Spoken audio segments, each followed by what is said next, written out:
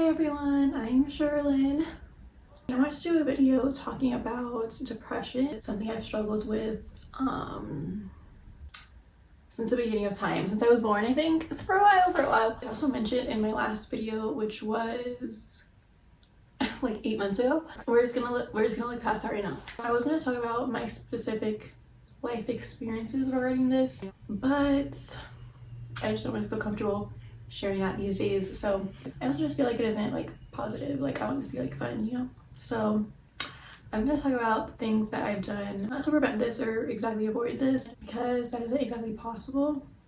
This is just important since this is something that's so common, and this could be caused by an actual like traumatic event and what someone's current situation looks like, or it could just be someone's genetics. They're just prone to melancholy. So I thought I'd just give you guys the drop a little bit.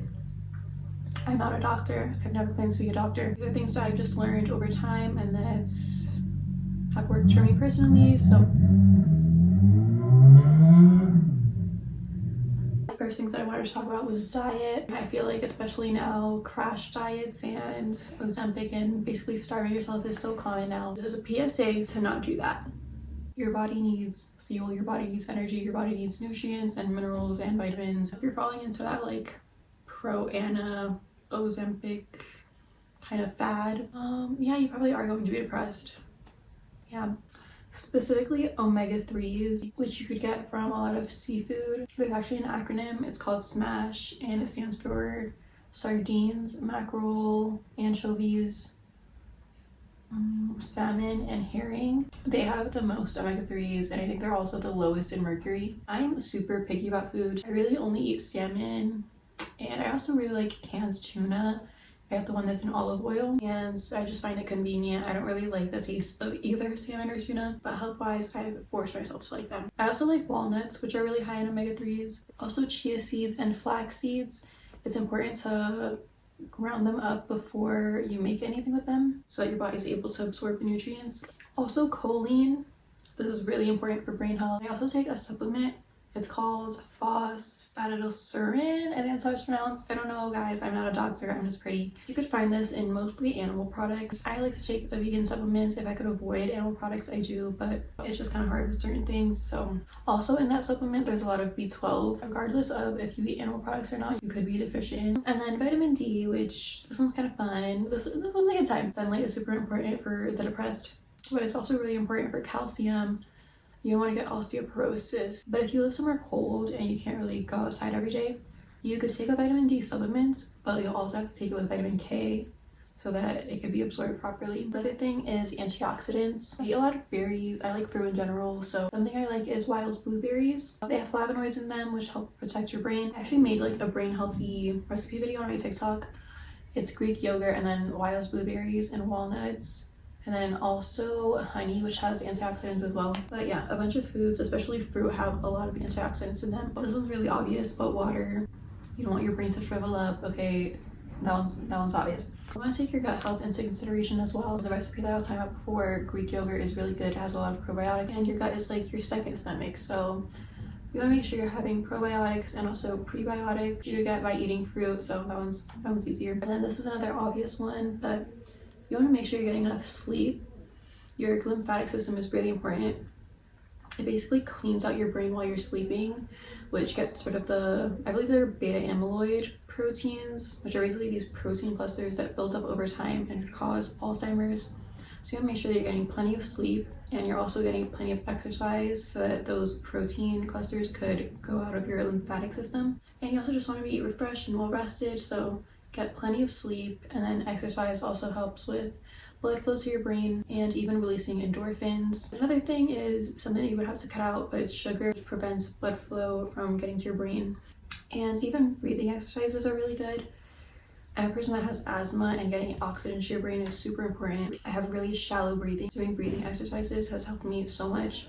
This also helps with mindfulness and lowering your stress. I think meditating and journaling and going to therapy, if you have access to it. Also, if you're religious or spiritual, I feel like that also improves your mental health. If you're in school, you should be able to get access to a therapist, and these things help a lot with learning detachment and also being more present. If you're someone that's very prone to melancholy and negative thought patterns, changing those thought patterns by disrupting them in the moment and changing them into a more positive thought really helps. This does take a lot of conscious effort, and it does take a while to kind of get used to those new thought patterns. It does take a while for new neural pathways to form. Initially, it's going to feel like a lot of work because your brain is so used to thinking negative thoughts. Also, get into the habit of just simply understanding that your thoughts are just thoughts. They're meant to observe and not absorb. You're going to become very over-consuming if you start doing that. And your brain is plastic, so this is possible for everyone. This could be done. It just takes a little bit of effort, a little bit of time, but those negative thought patterns could be changed into positive ones eventually. And if you are currently, like right now, going through it, if you are someone that's like bedridden, like your depression is getting to that point, obviously start off slow. Just do one thing at a time, because then it could just become too overwhelming and then you're not going to want to do it anymore. So one thing at a time until you want to do more and more. Just simply like start taking care of yourself a little bit more. Make sure that your environment is clean. It doesn't have to be perfect, but just pick things up every now and then. Make sure that you have everything you need and that you're taken care of. And even speak to your loved ones, or if you have access to a therapist, you could do that. Check in on them, see if they're okay. And those small dopamine hits of doing little things are going to turn into you want to do more things. Start getting used to certain things, and over time you'll start feeling so much better. Also, if you're someone that struggles with anxiety, EFT taps and mindfulness really help to ground yourself. It's just kind of like another, you know, if that's like an aspect of your depression. And just try new things. Try doing things that make you happy that maybe you stopped doing, or things that you wanted to do, maybe you start doing. It'll help basically open up your mind a little bit more and expose you to different things, get you excited about different things, and just get you feeling more positive.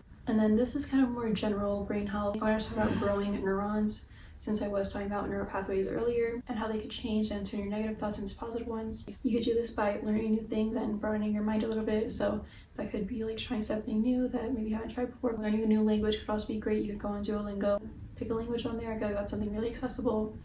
Or if you do have the option to go back to school or start going to school, that could be really great. Even exercise itself is really amazing. I also like to read. I've actually learned a lot from this book specifically. It's called Mystical Mushrooms. And on one of the pages, she talks about lion's mane mushrooms.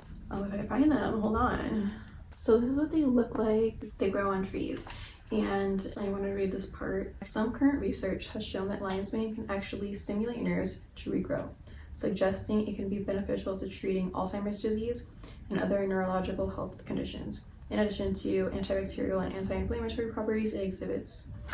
So because of this, I kind of started doing more research, and from what I've seen, the research is there. Lion's mane can grow more neurons, but it's not a super significant difference, so I just thought it was cool. Thought I would share since it's on topic. I actually dropped water on this, so ignore that. You would grow your own mushrooms with this. You just take out this like little piece, you put a plastic bag over it, and then you spray it every day with some water. So there's humidity, and then it'll start growing mushrooms. I think you would actually harvest these like 3 different times. Oh wait, how did this happen? Guys, it was not like this. God, I'm scared. Wait, what? How did this happen?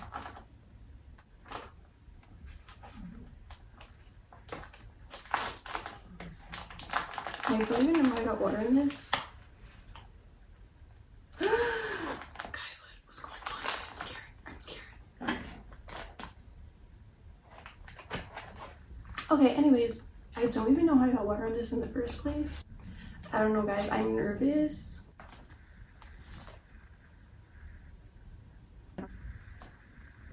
Okay, I have no idea how this happened. I'm a little bit scared. It was a ghost. I don't know, but just so you know, just to let you know that these mushrooms will start growing by themselves. I'm so scared right now. Okay, so I think I'm gonna have to end the video here. If I have anything else to say, I'll say it on like a TikTok or something, because I'm actually really freaked out right now. I don't even know how that happened and how the mushrooms literally started growing inside of the box, but that's okay, everyone. I'll see you guys in the next video. Bye, everyone. I'm scared. I'm so scared. I'm scared.